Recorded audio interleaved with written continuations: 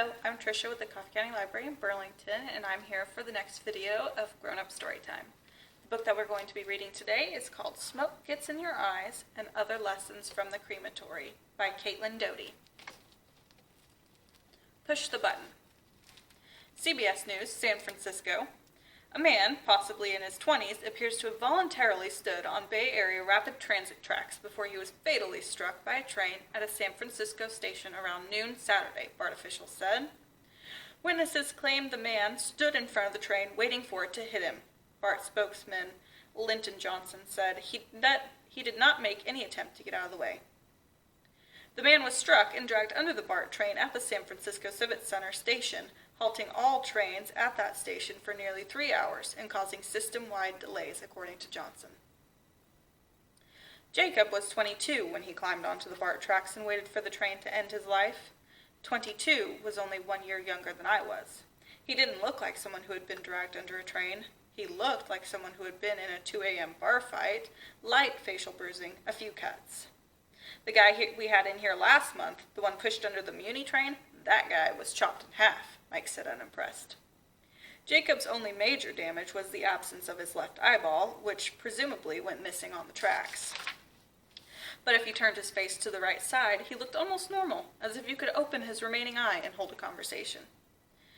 The Romanian philosopher Emil Cioran said that suicide is the only right a person truly has. Life can become unbearable in all respects, and this world can take everything from us.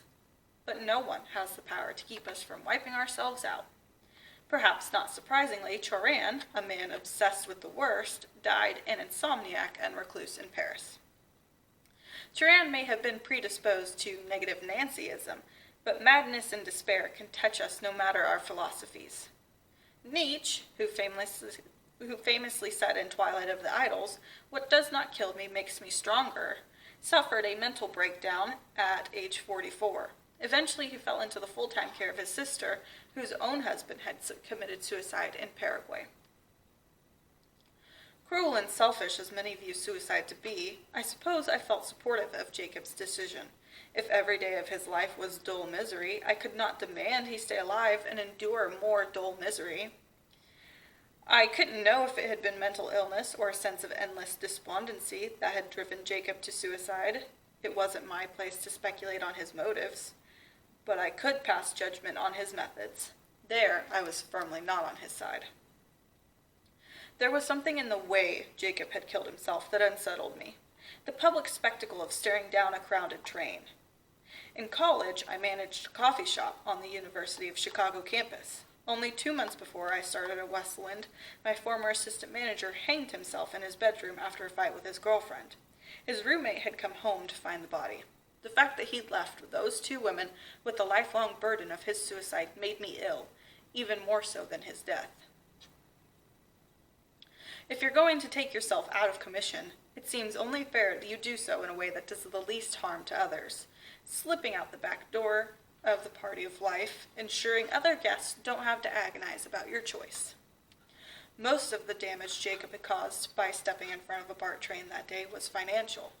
Thousands of people late for work, flights from San Francisco and Oakland airports missed, important appointments broken. But for the train conductor, the person who had to look into Jacob's eyes as he barreled toward him, helpless to stop the train in time, the damage was not financial. The average train conductor will involuntarily kill 3 people in his career.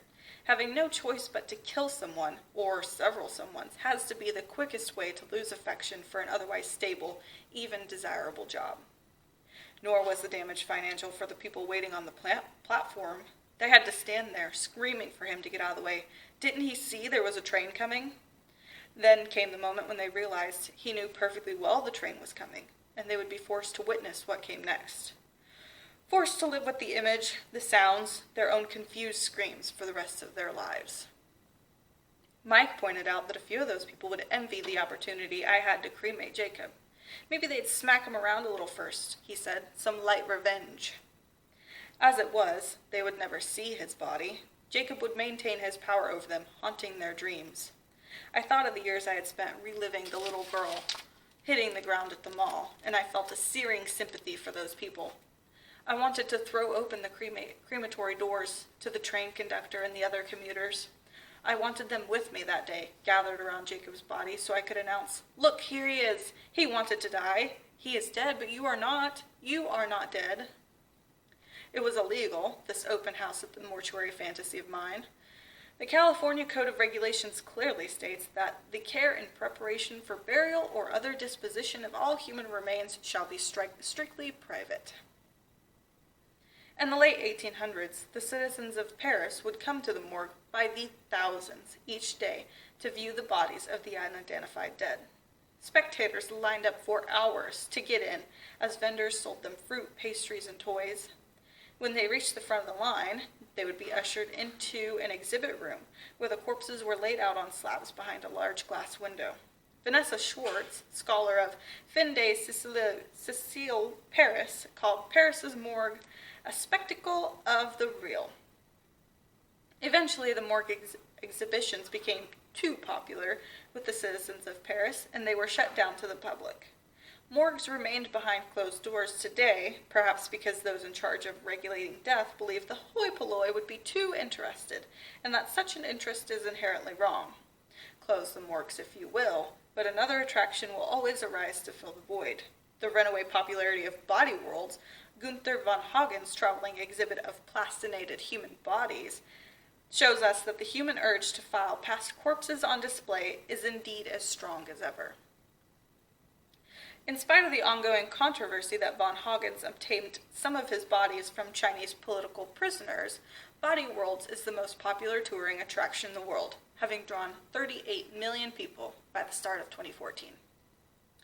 Jacob lived in Washington State and visited San Francisco for reasons unknown. His parents arranged his cremation over the phone, faxing Westwind the required forms and reading us their credit card number to cover the balance. As usual, it was just Jacob and me as I loaded him into the cremation machine, his one eye gazing up at me. Because of his violent death, Jacob was taken to the medical examiner's office before being brought to Westwind. The medical examiner's office is the modernized version of the coroner's office and is run by medical doctors trained to investigate suspicious or violent deaths. Whenever Westwind Cremation went to pick up a body, the examiner's staff would give us whatever personal items arrived with the deceased. Usually this meant clothes, jewelry, wallets, and so on. Jacob came with a backpack. His parents didn't want it mailed back to Washington, so the only place for it to go was into the flames alongside Jacob. I set the backpack on the table and opened the zipper. Jackpot, I thought, one serving of understanding of the mind of a depressed madman, coming right up. But each item I pulled out was more obscenely normal than the next. Change of clothes, toiletries, a kombucha bottle, then a stack of note cards. At last, the scribblings of a suicidal lunatic? No, Chinese language flashcards. I was disappointed. I expected answers in that backpack, insight to the human condition. "Hey, Caitlin, put his wallet back in there before you cremate it," Mike called from his office. "Wait, there's a wallet?" I replied. "I'm looking at his ID right now. There's his college ID, his driver's license, his Greyhound bus ticket to San Francisco. Oh, and a map of the BART train system. That's depressing." He wrote something on the BART map. Word of the day, anthropophagy. What does that mean? "I have no idea. I'm going to Google it right now. Spell it," I said. anthropophagy. "Shit, it means cannibalism. It's a synonym for cannibalism," I said. Mike laughed at the gallows humor of the definition. "No way. Do you think this means he has an insatiable desire for human flesh?" "This bus ticket says he got into San Francisco the day before he died. Why not commit suicide back in Washington?" "Right," I added. "Why would you come all the way to San Francisco to stand in front of a BART train?" "Maybe he wasn't trying to die, just be an ass and dodge the train or something, like that kid in Stand By Me." "Corey Feldman?" I asked. "No, the other one." "River Phoenix?" "No, not that one either," Mike said. "Whatever. If that's what he was trying, shit, he didn't do a very good job." As I slid Jacob into the flames, the only things I knew about him were that he was a 22-year-old from Washington who studied Chinese and was perhaps, at least on the day he died, interested in cannibalism. A few weeks earlier, I had invested my first paycheck in the box set of the HBO television series 6 Feet Under, the beloved show about a family-run mortuary. In one episode, Nate, the funeral director, visits a lonely, dying young man to arrange his cremation. The man is angry and bitter about his impending death and the lack of support from his family. He asks Nate who will push the button on the cremation machine when he dies. "Whomever you specify," Nate replies. "Buddhists have a family member, and some people choose no one, in which case the person at the crematory does it.